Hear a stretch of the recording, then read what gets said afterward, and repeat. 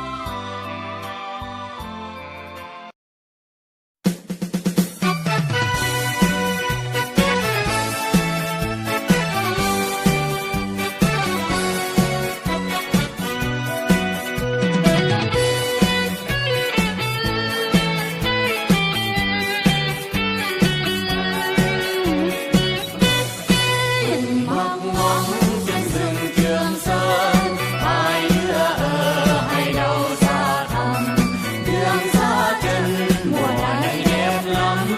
Trường Sơn Đông nhớ Trường Sơn Tây. Trường Sơn Tây anh đi, thương em bên anh. Mưa nhiều con đường mà kén gạo, mối bay xinh xa cho dài mà tay áo. Hết rau rồi em có lấy măng khô. Còn em thương em ơi em mùa đông, nước khe tàn nước bay lên đó. Biết lòng em say lìa đất lạ, là chắc anh lo đường chân thôn thu. Anh lên xe trời đổ cơn mưa, cây gạt nước xua đi nỗi nhớ. Em xuống núi nắng vàng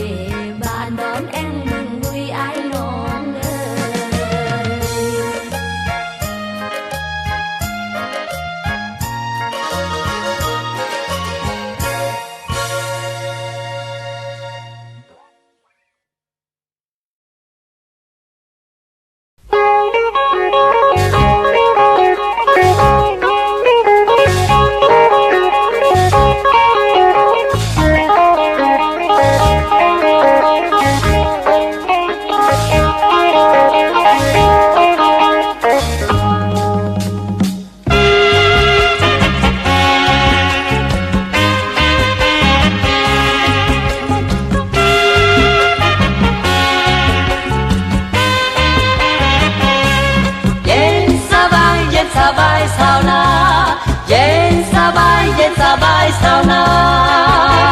เฮาแม่ลูกสาวนาบ้าแบกคันไทยไล่ควายลงทงหากินอยู่ตามป่าดงหากินอยู่ตามป่าดงเมื่อฟ้าคำลงคงไว้หน้าไปหาเฮือนไผ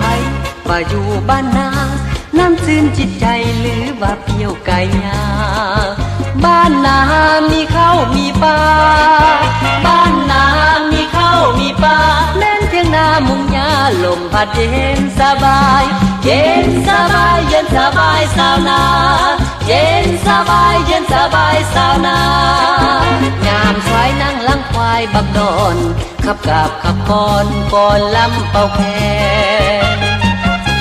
โอว่าน้องเอ๋ยมาห่วมแห้งห่วมใจขยายบ้านแปลงเมืองเท่าน้องนาสุขก็สุขเลิศล้ำแนวทางเป็นธรรมสร้างชีวิตสาวนาพี่ไว้กำทำเพื่อชาติป่าซาพี่ไว้กำทำเพื่อชาติป่าซาอกแห้งตั้งหน้าต่างภายอืดหิวเย็นสบายเย็นสบายสาวนาเย็นสบายเย็นสบายสาวนาแสนมีเกียรติเหลือล้นได้ปากบผลสวยชาติดังหวังมีควายเป็นเพื่อนพลังมีควายเป็นเพื่อนพลังพร้อมกันสีนำส่องแสงทางเดินเย็นสบายเย็นสบายสาวนาเย็นสบายเย็นสบายสาวนา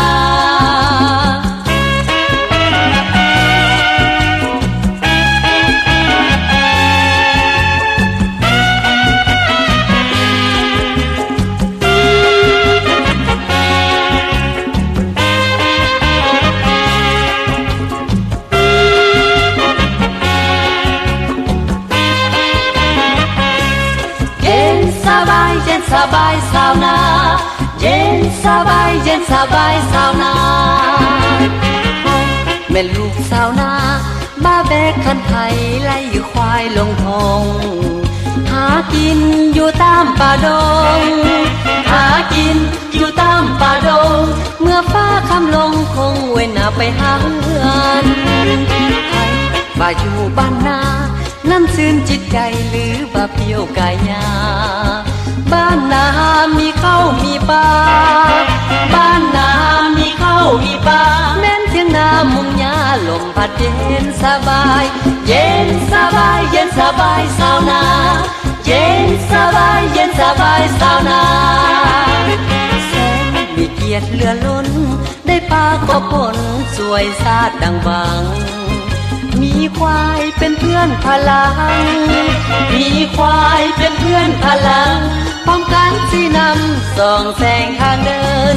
เย็นสบายเย็นสบายสาวนาเย็นสบายเย็นสบายสาวนาเย็นสบายเย็นสบายสาวนาเย็นสบายเย็นสบายสาวนา